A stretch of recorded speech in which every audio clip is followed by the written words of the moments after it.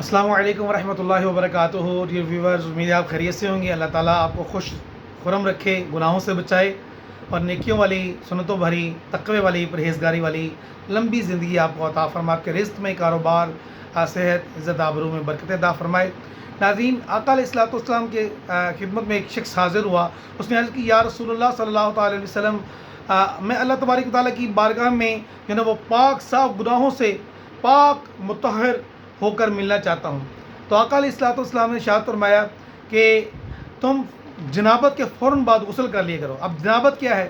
جنابت ہے کہ بیوی سے صحبت کے بعد، یا اگر آپ کا احتلام ہو گیا ہے رات کو یا دن کو، کسی بھی وقت سوتے میں احتلام ہو گیا ہے، تو آپ فوراً سے بیشتر فوراً غسل کر لیں۔ اب غسل بھی ہمیں کرنا آنا چاہیے۔ غسل کے 3 فرائض ہیں۔ کلی کرنا، ناک میں نرم ہڈی تک پانی چڑھانا، اگر غسل میں اپنا روزہ نہیں ہے تو پھر غرغرہ بھی کرنا، تو پورے بدن پر اچھی طرح پانی بہانا۔ اس کی سنتیں اور آداب بھی بہت ساری ہیں۔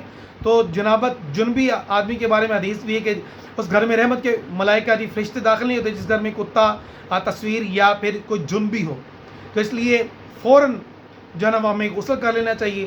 اور پھر اس صحابی نے عرض کی، یا رسول اللہ صلی اللہ تعالیٰ علیہ وآلہ وسلم، میں گناہوں میں کمی چاہتا ہوں۔ ہم میں سے ہر شخص چاہتا ہے کہ اللہ تعالیٰ سے پاک صاف ہو کر ملے اور اس کے گناہوں میں کمی آئی، مگر وہ کر نہیں پا رہا ہوتا۔ تو کمی کرنے کے لیے گناہوں میں آقا علیہ الصلوۃ والسلام کا ایک نبوی ایک نسخہ ہے کہ کیسے ہم اپنے گناہوں میں کمی کر سکتے ہیں۔ جی ہاں ناظرین، گناہوں میں کمی ہونا ممکن ہے اگر ہم توبہ کریں گے، اللہ تعالیٰ کی بارگاہ میں پشیمانی کا اظہار کریں گے، ندامت کا اظہار کریں گے، کیونکہ الندم توبۃ، شرمندگی بھی، یہ بھی توبہ ہے۔